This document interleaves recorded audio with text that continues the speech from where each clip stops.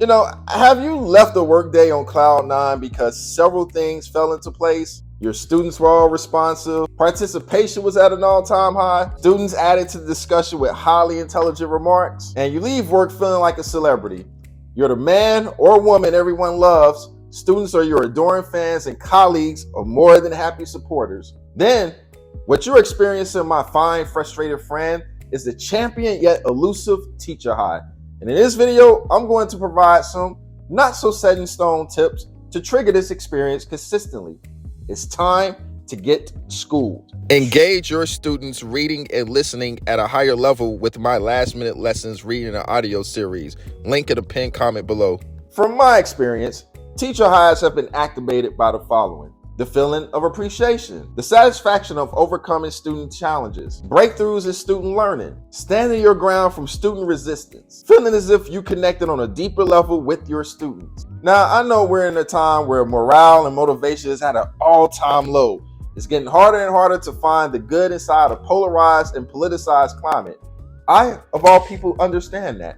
However, it is very doable to achieve this almost every day. The teacher high, I believe, is solely tied to the connections you build with students and your staff. I can't tell you how many times I left work with the celebrity feeling of, my fans love me, because of wonderful interactions from a lesson, whether it was students actually thinking and challenging me on the information I presented to them, or discussions that got everyone thinking to bring a new understanding to light. You may file such experiences as just a good day, but I personally see them as huge wins and blessings and knowing my classes are moving forward. So how can you consistently achieve this high almost daily?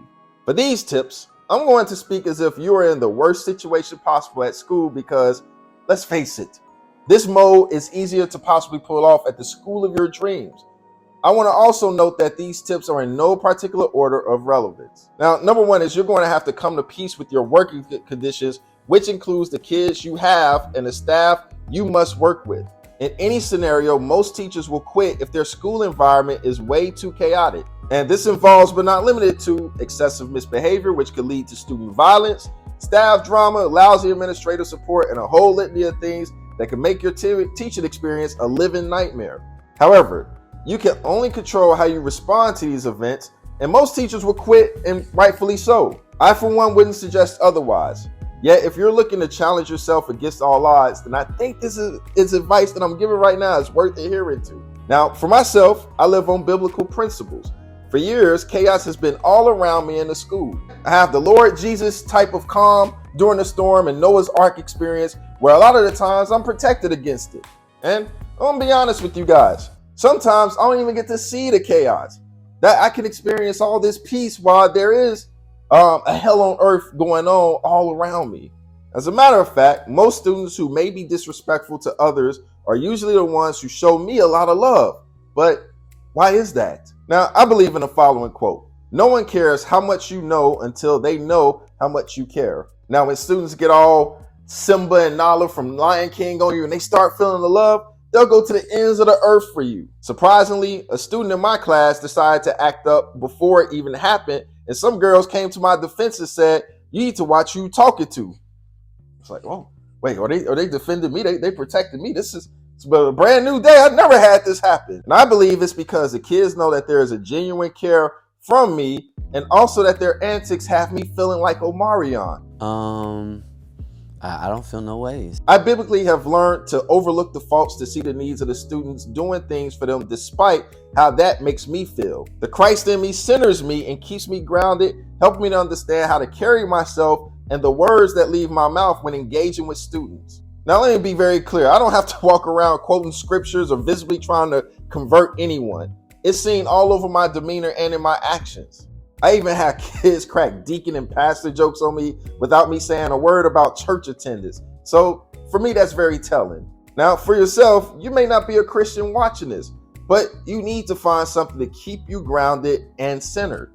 Now, this leads to a great segue to number 2, which is mastering the art and science of being unbothered. I mean, come on, you have to learn how to let things go, not taking anything personally, and still being able to perform regardless if students have slandered you to kingdom come.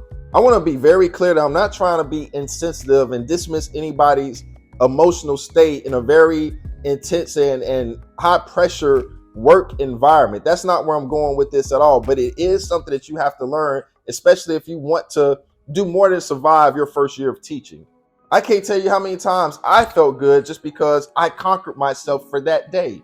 Yes, this kid said my hairline looked like LeBron's without a headband, but it didn't bother me. I even bought the student a Slurpee despite the insult. We don't give people, which goes for adults and kids, the reactions that they are looking for. They'll respect you in time because you have demonstrated some form of resilience, which is crazy, but it is what it is. There's a biblical proverb you will see come to fruition. If your enemy is hungry, give him food to eat. If he is thirsty, give him water to drink. In doing this, you will heap burning coals on his head, and the Lord will reward you. Again, regardless of your beliefs, there are universal laws in place of this. Don't look for apologies from students, though they do need to learn how to apologize and be held accountable for their actions. Unfortunately, we live in a time to where sympathy for the criminal is being pedestalized, and it starts in the school systems. Oh, little Timmy kicked the gym teacher in the shin because little Timmy's having home issues and just needed to vent his frustrations out to someone. Thankfully, Coach Ron didn't get mad, or we would have to hold Coach Ron responsible for trying to hold little Timmy accountable. Alas, this is where we are. But you can take personal victory in learning how to react less and respond more in events that you do not have control over. Now, I'm not advising you to not take a stand when you witness an injustice. It's not what I'm saying. But I am suggesting that you do focus on controlling your emotional state, learning how to let things roll off of your back. At the end of the day, we are human.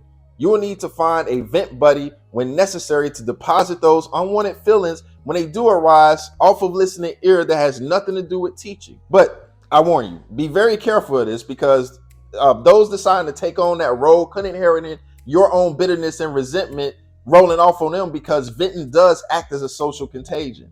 And lastly, number 3 is manage your expectations.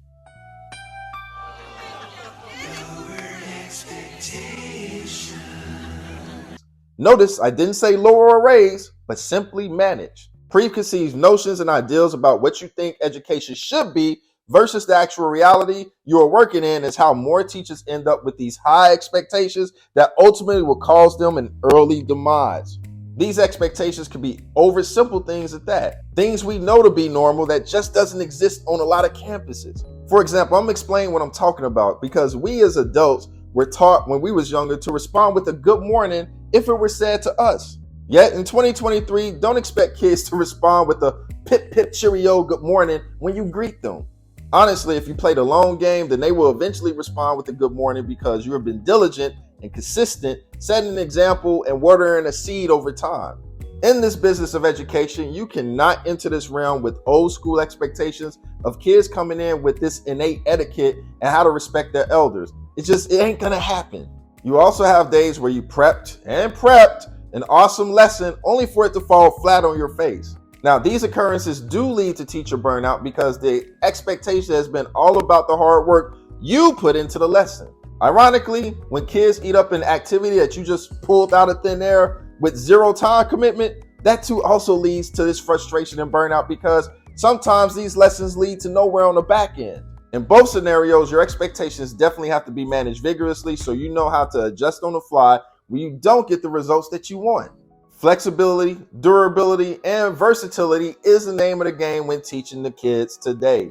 As a middle school teacher, I can't tell you how many times I've improved an activity from one class to the next, refining a lesson until it reaches perfection, sometimes by the end of the very last class period, 8th period, 9th period, whenever your time ends. Even though I said that these things are in no particular order, I have to say that managing your expectations is quite possibly the most fundamental element on this list, as it will save you a life of heartache and pain when dealing with students. And whatever your beliefs are, you will have to suspend them to understand the reality that you are now operating in, but this doesn't mean to kill your own moral code. This can easily result in your boundaries being overstepped. Because if you do not learn how to manage your expectations, disappointments set in, boundaries are jeopardized with morals compromised that can have you ending up with a mugshot in the local papers like these teachers right here in this video.